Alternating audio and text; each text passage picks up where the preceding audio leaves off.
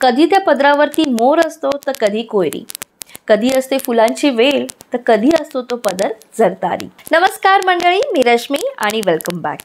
तर आजचा व्हिडिओ आहे फॅशन कॅटेगरी मधला आणि विषय आहे साडीचा पदर। मंडळी, पदर हा कुठल्याही साडीचा गाभा असतो, कारण पूर्ण साडीपेक्षा त्याच्यावरती एक्स्ट्रा वर्क केलेलं असतं, एक्स्ट्रा मेहनत घेतलेली असते। साडी जेव्हा आपण एखादी डिझाइन करत असतो तेव्हा कारागीर सर्वात आधी पदराचा विचार करतो। आपण साडी विकत घेताना सर्वात आधी पदर चेक करतो। कधी कधी फक्त पदर सुंदर आहे म्हणून सुद्धा साडी खरेदी केली जाते, म्हणूनच तर पदराला एवढं महत्त्व दिलंय ना। म्हणूनच साडीच्या त्या स्पेशल भागाला आज मी स्पेशल स्थान दिलंय। तर अशा सुंदर सुंदर पदरांपासून आपण किती सुंदर सुंदर गोष्टी बनवू शकतो, क्रिएट करू शकतो, DIY करू शकतो, ह्या सगळ्या गोष्टी आज तुमच्यासोबत मी शेअर करणार आहे। आता करूया व्हिडिओला सुरुवात। सर्वात पहिला प्रकार, साडीच्या पदरापासून ब्लाउज तयार करणे। या प्रकारामध्ये तुम्ही साडीच्या पदरापासून संपूर्ण ब्लाउज बनवू शकता, कारण साडीच्या पदरावरती खूप सुंदर सुंदर डिझाइन केलेले असतात, जरीचं वर्क असतं, एम्ब्रॉयडरी केलेली असते आणि बहुतांश वेळेला संपूर्ण पदर हा भरलेला असतो।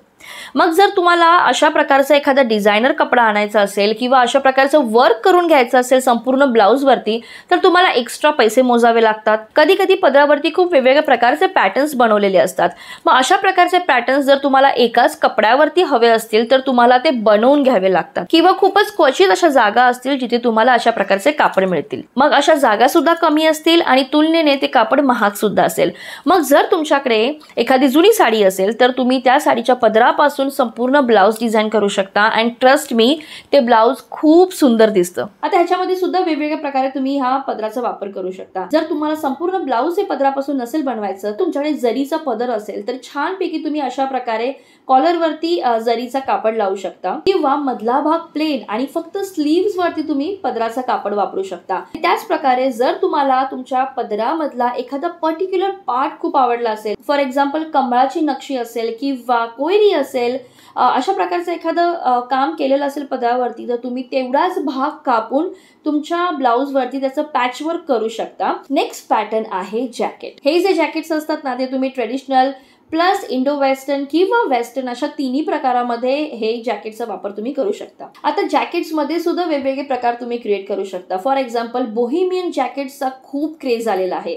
तर तुमची एखादी कॉटनची साडी असेल आणि तिचा पदर खूप भरलेला असेल, तर अशा कॉटनच्या पदरापासून तुम्ही बोहेमियन जॅकेट्स क्रिएट करू शकता, त्याला छानसे गोंडे लावू शकता आणि मग त्या जॅकेटचा वापर तुम्ही जीन्स वरती करू शकता, किंवा तुमच्या स्लीवलेस कुर्तीवरती करू शकता, किंवा तुम्ही ते जॅकेट साडीवरती सुद्धा वापरू शकता। ह्या जॅकेटमध्ये सुद्धा तुम्ही पॅचवर्क करू शकता। तुमच्याकडे जर 3-4 प्रकारच्या वेगवेगळ्या साड्या असतील, त्यांचे कलर्स वेगवेगळे असतील, तर अशा साड्यांच्या पदरापासून तुम्ही पॅचवर्क क्रिएट करून अशा प्रकारचं सुंदर जॅकेट सुद्धा करू शकता, किंवा जॅकेटवरती पॉकेट म्हणून तुम्ही पदराच्या तुकड्याचा वापर करू शकता। आणि तुम्ही बघितलंच असेल की सध्या पैठणी जॅकेट्सचा खूपच ट्रेंड आलेला आहे, तर अशा प्रकारे तुम्ही पैठणी जॅकेट क्रिएट करू शकता आणि अशा प्रकारचे जॅकेट्स हे खूप मॉडर्न आणि डिझायनर वाटतात।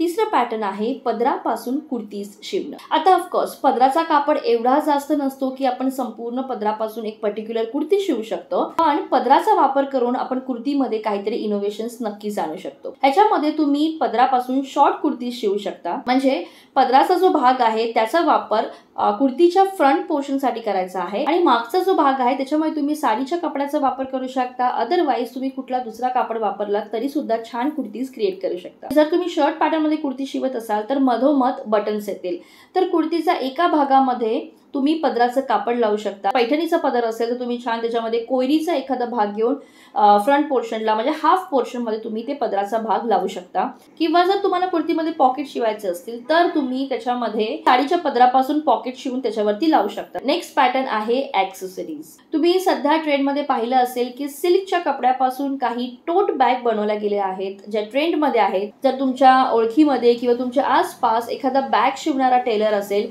तर त्याला तुम्ही तुमचं पॅटर्न देऊ शकता, तुमची डिझाइन देऊ शकता आणि त्या प्रकारे एखादी टोट बॅग शिवून घेऊ शकता। त्याचबरोबर तुम्ही पदरापासून क्लचेस शिवू शकता, छान छान पाऊच शिवू शकता. ट्रॅव्हल करताना तुम्ही त्या पाऊचचा वापर करू शकता. तुमचे मेकअप प्रोडक्ट्स असतील, मेडिसिन असतील तर तुम्ही त्या पाऊच मधून कॅरी करू शकता. अशा वेळेला जर एखादी साडी खूप स्पेशल असेल किंवा ती साडी आठवण म्हणून आपल्याला जपून ठेवायची असेल तर तुम्ही अशा प्रकारचे वेगवेगळे प्रकार क्रिएट करून त्या साडीला अजून तुम्ही नवीन रूप देऊ शकता आणि तिचं जे आयुष्य असतं ते अजून वाढवू शकता. त्याचबरोबर तुम्ही पदराच्या कपड्यापासून छान छान हेअर ॲक्सेसरीज बनवू शकता, क्लिप्स बनवू शकता, हेअर बँड बनवू शकता, पंचीस बनवू शकता. तर सध्या बेल्ट खूप ट्रेंड्स मध्ये आहेत.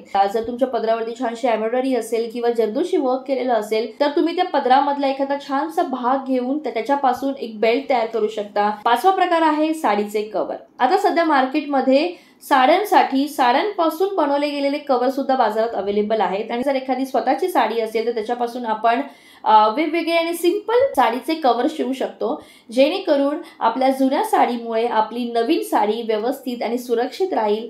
आणि एखाद्याला जर गिफ्ट द्यायचं असेल तर अशा प्रकारचे साडी पाउचेस पण खूप सुंदर वाटतात. हे सगळं झालं आपलं फॅशन कॅटेगरी मधलं. आता येऊया होम डेकोर कॅटेगरीमध्ये. इथे सुद्धा साडीपासून किंवा साडीच्या पदरापासून वेगवेगळे प्रकार बनवण्यासाठी खूप वाव आहे. त्यातला पहिला प्रकार म्हणजे फ्रेम. कधी कधी काय होतं, एक वेगळ्या प्रकारची साडी आपल्याकडे असते, जसं फॉर एक्झाम्पल इक्कत साडी आपल्याकडे असेल किंवा आपण खणाची साडी घालतो, तर अशा प्रकारचे काही विशेष मटेरियल्स असतात ना, त्याच्यापासून तुम्ही अशा प्रकारचा फ्रेम बनवून तुमच्या लिव्हिंग रूम मध्ये लावलात ना तर तुमच्या लिव्हिंग रूमला चार चांद लागतात. नेक्स्ट आहे वेगवेगळ्या प्रकारचे डिझायनर कुशन कव्हर्स किंवा कर्टन्स बनवू शकता. विचार करा, आपण स्वतः डिझाईन केलेले, स्वतः बनवलेले जे कव्हर्स किंवा कर्टन्स आपण आपल्या स्पेशल दिवशी किंवा सणासुदीला जेव्हा आपण लावतो तेव्हा आपल्या घरामध्ये किती छान फिलिंग येत असेल. एक वॉर्म फिलिंग आपल्याला त्या घरामध्ये येते. पॅटर्न आहे डायनिंग प्लेस मॅट्स. साडीचा वापर करून तुम्ही छान प्रकारे आपल्या डायनिंग टेबलवरती डायनिंग